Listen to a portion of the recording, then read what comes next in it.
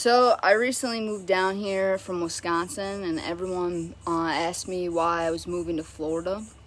I said sunshine and warmth because it's cold as shit in Wisconsin, beautiful girls, legal weed, and golf year-round. But I'm going to tell you the real reason I moved here. I wanted to become Florida famous. I'm not sure if you are aware of this, but the other 49 states talk mad shit about you.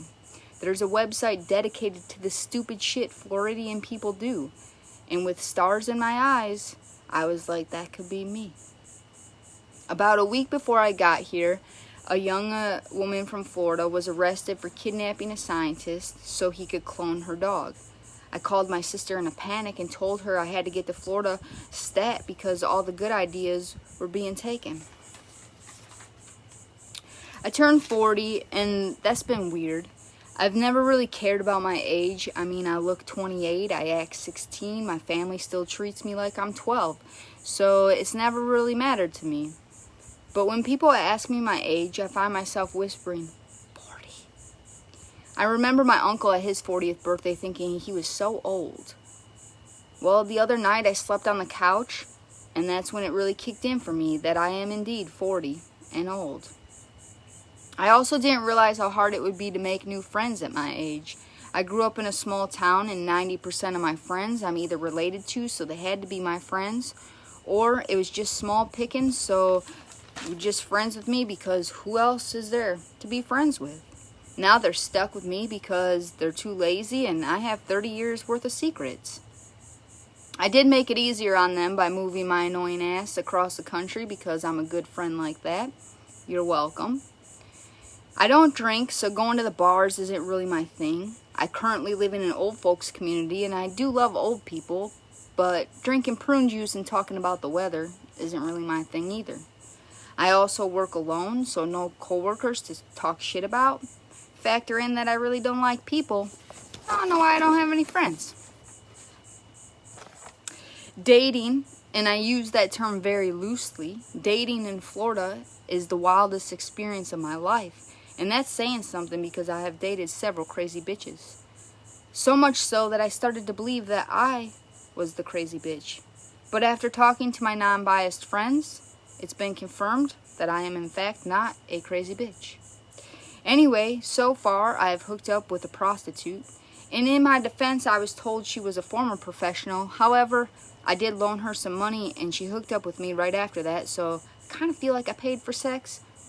I'm not real clear about the rules regarding that. Then I tried online dating. I found a gold star lesbian, meaning she's never been with a man. And she was actually really good looking, so I was like, hell yeah, Florida coming in clutch. We chatted for a few months, but the last 3 weeks that we talked a whole bunch, and we were trying to find time to meet up. The conversation turned sexual. Awesome, right? Wrong. Very wrong. She breeds dogs for a living, and she informs me that watching the dogs fuck turns her on. And I was like, well, that's kind of weird, but whatever. No, it gets worse. She proceeds to tell me that she also fucks the dogs. And I'm like, I have dogs. I can't be having this crazy bitch raping my dogs. What the fuck? She then tells me it's normal for a lot of lesbians to fuck dogs. My mom will be happy to know I no longer identify as a lesbian. I mean, I still want to fuck women, but if lesbians are fucking dogs, I'm out. Weed isn't legal in Wisconsin, so going to the dispensaries is fairly new to me. All of the windows are blacked out, and it feels like I'm going to a porn shop. For the most part, it's a smooth experience. The dispensary, not the porn shop.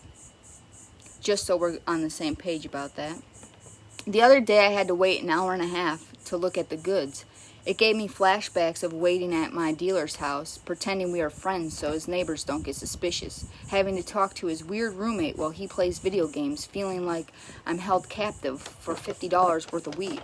Such a hassle. While I'm waiting at the dispensary, one man had a very loud argument with his wife over FaceTime for me and the other 30 prisoners to hear. One lady waited a whole 5 minutes before she yelled, "Fuck this place," and left. and a young lady was having a nervous breakdown because her name wasn't being called. At this point, I wasn't sure if this place sold weed or sold some other kind of drugs. But I have to go smoke a joint, go golfing, and wrestle an alligator. You can catch me on the 10 o'clock news.